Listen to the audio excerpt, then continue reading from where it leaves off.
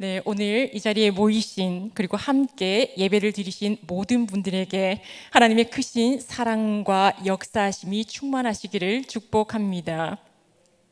오늘 말씀의 제목은 인생은 부메랑이라는 제목으로 말씀을 나누도록 하겠습니다. 오늘 말씀은 산상수훈의 말씀입니다. 산상수훈의 말씀은 마태복음 5장, 6장, 7장에 대한 말씀이지요. 오늘 말씀은 마태복음 7장에 대한 말씀입니다. 산상수훈이라고 하면 예수님께서 산에서 이렇게 살아라 하고 말씀해 주시는 그 말씀이 바로 산상수훈의 말씀입니다. 산상수훈의 말씀 5장의 말씀은 이렇게 시작됩니다. 5장 1절 말씀 올려주시기 바랍니다. 우리가 함께 5장 1절과 2절 말씀을 함께 봉독하시겠습니다. 시작. 예수께서 무리를 보시고 산에 올라가 앉으시니 제자들이 나아온지라. 2절 말씀입니다. 입을 열어 가르쳐 이르시되. 아멘. 산상수훈의 말씀이 5장, 6장, 7장에 대한 말씀이다라고 말씀드렸습니다. 그리고 5장 1절, 2절 말씀을 우리가 지금 봉독했습니다. 1절 말씀에 보시면 무리가 나왔을 때 예수님께서 산에 앉으셨다라고 합니다. 산에 앉으셔서 이제 이렇게 살아라 라고 하는 말씀을 이제 전해주시려고 하시는 겁니다. 그런데 마태가 그 2절 말씀에 입을 열어 가르쳐 이르시되 라는 표현을 썼습니다. 마태가 이런 표현을 쓴 것은 그만큼 유대인들은 구약 성경을 중요시 여겼습니다. 그래서 구약에서 많이 쓰는 표현, 입을 열어 가르쳐 이르시되 라는 표현을 마태가 썼습니다. 왜냐하면 산상수훈의 말씀이 그만큼 귀한 말씀이다 라는 것을 이 마태는 강조하고 싶은 것입니다. 산에서 예수님께서 너희가 이렇게 살아라 우리에게 말씀하십니다. 이 모습을 보면 구약 성경에서 모세에게 하나님께서 시내 산에서 율법을 내려주실 때의 모습과 같습니다. 너희 이스라엘 백성, 택한 백성들아, 너희는 이렇게 살아라. 시내 산에서 하나님께서 모세에게 율법을 내려주십니다. 마찬가지로 예수님께서 무리들에게 산에서 너희는 이렇게 살아야 된다라고 말씀을 주시는 것이지요. 오늘 우리에게 산에서 무리들에게 이렇게 살아라 하신 예수님께서 오늘 예수님께서 이 자리에서 우리에게도 너희가 이렇게 살아라 라고 말씀하고 계시는 겁니다.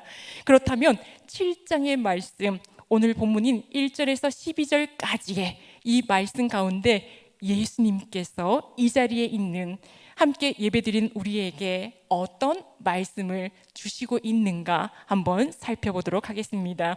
우리 7장 1절, 2절 말씀을 우리가 한 목소리로 봉독하시겠습니다. 시작.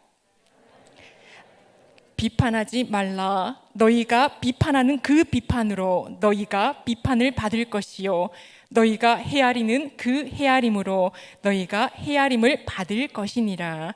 아멘.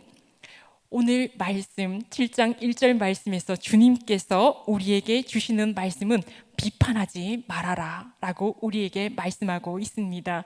비판하지 말아라. 비판하면 비판이 돌아온다 말씀하시지요. 우리말 성경에 보면 비판이라고 되어 있지 않고 심판하지 말아라 라고 되어 있습니다. 이것이 더 원어에 가까운 뜻입니다. 심판하지 말아라.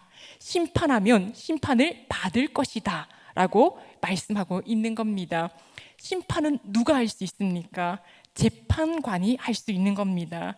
다시 말해서 심판을 하는 것은 하나님께 달려있는 것이지 너희에게 달려있는 것이 아니다 라고 주님께서 말씀하십니다. 비판하지 말아라. 정죄하지 말아라. 이 모든 것은 하나님께 달려있는 것이지 너희에게 달려있는 것이 아니다 라고 하나님께서 주님께서 말씀하고 있는 겁니다. 그래서 비판하지 말아라, 정죄하지 말아라.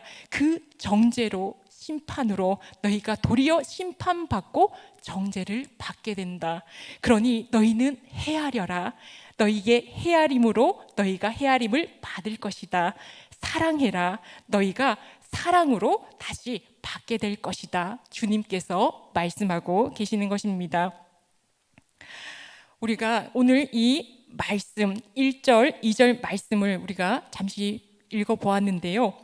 올해 2021년도 2월 19일에 영은 유치원 친구들이 졸업을 했습니다. 코로나 가운데서도 졸업을 하게 된 것이지요. 바로 이 자리에서 졸업을 했습니다. 이쪽과 이쪽 두 군데에 이 어린 영은 유치원 친구들이 그 졸업 가운을 입고 졸업을 했습니다. 부모님들은 들어오지 못했지요. 그러나 이렇게 온라인 그 영상으로 중계가 되었습니다. 이 유치원을 졸업하는 친구들, 이제 초등학교를 올라가는 친구들에게 마지막으로 어떤 말씀을 전해야 될까요? 그 친구들에게 부메랑에 대한 말씀을 전했습니다. 그림 올려주시기 바랍니다. 네, 부메랑 다 아시지요? 던지면 다시 부메랑이 돌아옵니다. 이것에 대한 말씀을 전했습니다. 그 졸업하는 유치원 친구들에게 너희가 이제 새로운 환경으로 가게 된다. 새 친구들을 만나게 되는데 너는 멋져라고 말을 하면 그 새 친구도 너에게 너도 멋져라고 돌아올 것이다. 근데 너 미워라고 이야기를 하면 너 미워하고 돌아오게 된다. 부메랑을 던지면 그것이 돌아오는 것처럼 너희가 다 그 새 친구들에게 좋은 말을 던지면 좋은 말이 돌아올 것이다. 예수님께서 이 산상수훈에서 가르쳐 주신 대로 너희가 비판하면 비판이 돌아오고 헤아리면 헤아림이 돌아오고 사랑하면 사랑이 돌아올 것이다 라는 말씀을 유치원 그 졸업하는 친구들에게 전하고 있었습니다. 그런데 이쪽 편에 앉아있는 한 친구가 말씀을 제가 전하고 있는데 손을 드는 겁니다. 목사님! 하고 말씀을 전하는데 손을 드는 겁니다. 그래서 이렇게 말할 기회를 줬습니다. 그 친구에게 그래 하고 말할 기회를 주니 그 친구가 얘기를 합니다. 목사님, 우리 집에 부메랑이 있는데 부메랑이 아무리 던져도 날아가지 않습니다. 아무리 던져도 날아가지 않는다고 얘기를 하는 겁니다.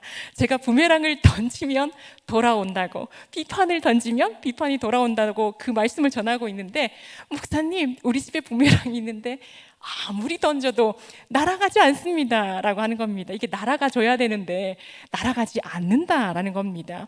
그래서 제가 당황하지 않고 그 친구에게, 친구야, 그거는 우리 친구가 부메랑을 어떻게 던지는지 그것을 아직까지는 잘 몰라서 그래. 부메랑은 이렇게 다시 돌아오라고 옆으로 던지면 날아가지 않는단다. 세로로 잡고 던져야 그것이 돌아서 이렇게 온단다. 그러니 집에 가서 세로로 잡고 이 부메랑을 던져보아라. 그러면 분명히 돌아올 것이다 라고 이야기해 주었습니다. 이 이야기를 하고 제가 집에서 곰곰이 다시 한번 생각을 해봤습니다. 이 유치원을 졸업하고 초등학교로 올라가는 이 어린 친구들이 이제 인생의 부메랑을 던지는 방법을 배울 때가 되었다라는 겁니다. 보이는 부메랑이 아니라 이제 인생의 부메랑, 정말 비판을 던지면 비판이 돌아오고 사랑을 던지면 사랑이 돌아온다라는 것을 배울 때가 되었구나. 몰라서 그게 날아가지 않는 겁니다. 그런데 이제 인생의 부메랑을 던지는 방법을 배우는 이 친구들, 이 어린 시절부터 예수님께서 산상수훈으로 우리에게 가르쳐 주신 것처럼 사랑을 던지면 사랑이 온다, 헤아려라, 그러면 헤아림이 돌아온다라는 것을 우리 또 제자들에게 잘 가르쳐야겠구나라는 생각을 했습니다. 그리고 성인된 우리는 어떠한가? 성인된 우리는 어떻습니까? 예수님께서 비판하지 말아라, 정죄하지 말아라, 심판하지 말아라 라고 말씀하시는데, 우리가 지금까지 산상수훈의 말씀을 들으면 얼마나 많이 들었습니까? 그런데 비판하지 않습니까? 정죄하지 않습니까? 험담하지 않습니까? 우리는 늘 비판하고 정죄하고 험담합니다. 심판합니다. 우리가 이 말씀을 도대체 얼마나 들어왔습니까? 하지만 우리가 늘 반복되는 죄를 짓는다 할지라도 주님께서 이 자리에서 다시금 우리에게 말씀하고 계십니다. 비판하지 말아라. 정죄하지 말아라. 심판하지 말아라. 주님께서 이 자리에서 다시금 우리에게 말씀해 주고 있습니다. 어린 친구들이 졸업을 할 때 이 부메랑을 어떻게 던져야 되는지를 이제부터 배워 나가는 것처럼 우리가 이 말씀을 들을 때마다 우리는 결단해야 됩니다. 비판하지 말아야 되겠다. 내가 정죄하지 말아야지. 심판하지 말아야겠다. 우리가 이 말씀을 들을 때마다 다시금 우리가 새로운 마음으로 이 주님의 말씀대로 살아야겠다 결단해야 될 것입니다. 예수님께서 산에 오르셔서 이 산상수훈의 말씀을 전하셨습니다. 이 평지에 있으면 많은 사람들에게 소리치면서 말씀을 전해야겠지요. 그런데 예수님이 산에 오르셨기 때문에 울립니다. 많은 무리가 있어도 산에서 말씀을 전하시면 울려서 들을 수가 있습니다. 마이크가 없는 상황에서 산에서 말씀을 전한다라는 것은 멀리까지 말씀을 전할 수 있다라는 것이지요. 마찬가지로 우리가 산에 올라가서 정상에 오르면 우리가 꼭 한번 해보는 것이 있습니다. 뭘까요? 야호를 한 번씩은 꼭 해보고 내려와야겠죠. 야호라고 외치면 야호 야호 야호 야호 야호 하면서 그 메아리가 돌아옵니다. 부메랑을 던지면 돌아오는 것처럼 메아리가 돌아옵니다. 사랑해 하면 사랑해 사랑해 사랑해 사랑해 사랑해 사랑해 여러 번 반복해서 돌아옵니다.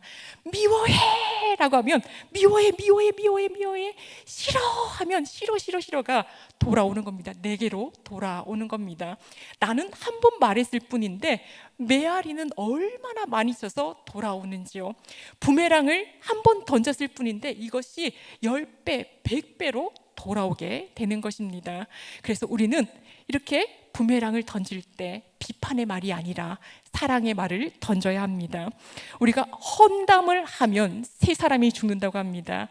험담 한 사람, 험담을 듣는 사람, 그리고 당사자 이 세 명이 죽는다라고 합니다.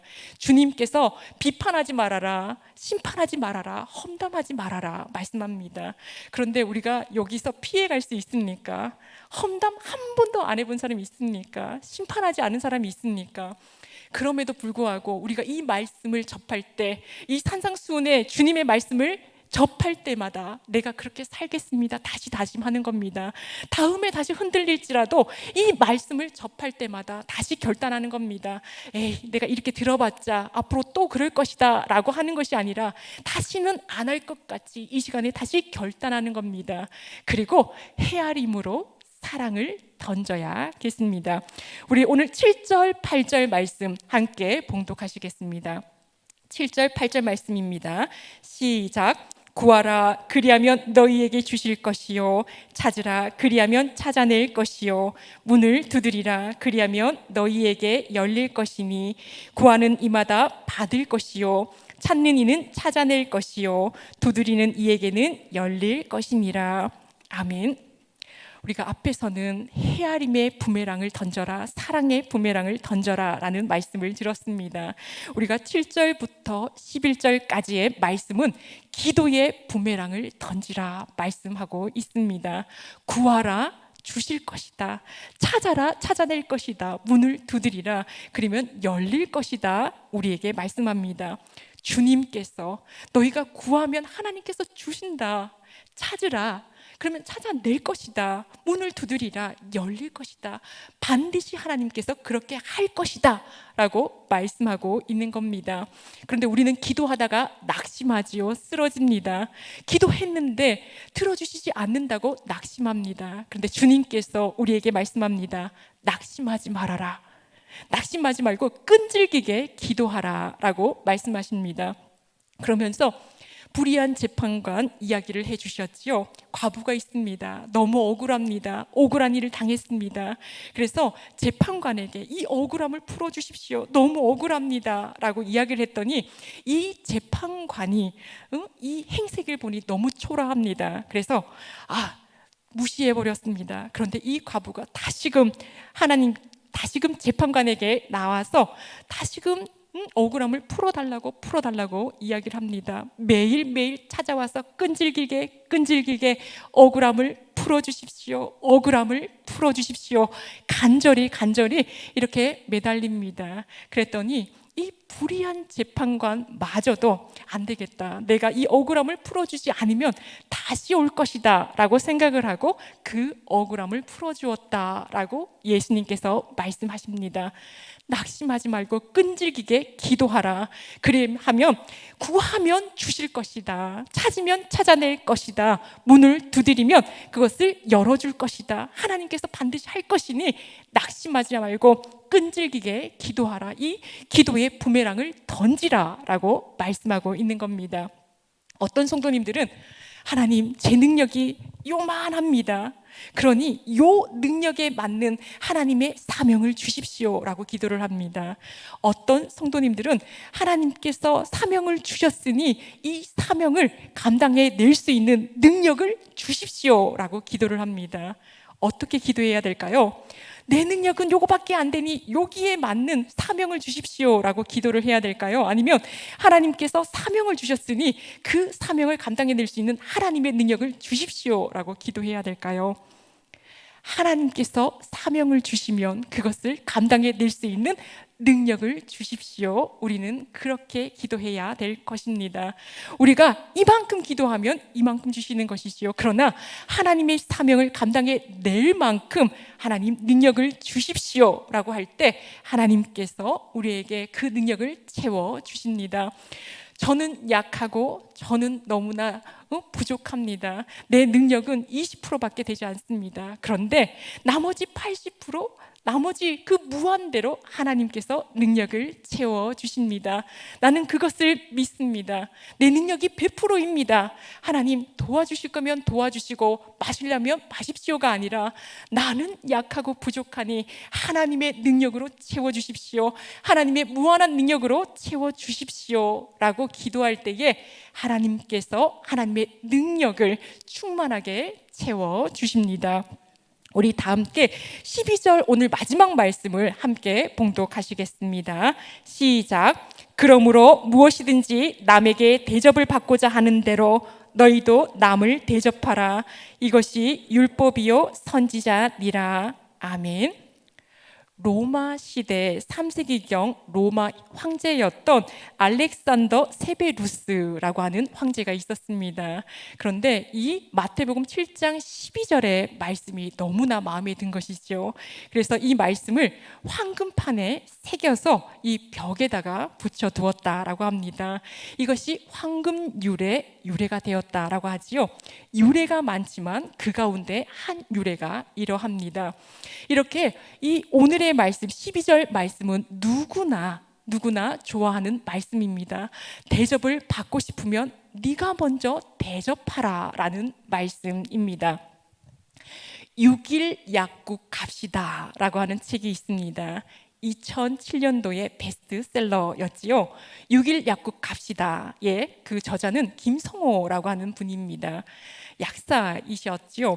이분이 약대를 졸업하자마자 약국을 차리셨습니다. 그런데 이분은 목회자 자녀인데 너무나 가난한 목회자 자녀입니다.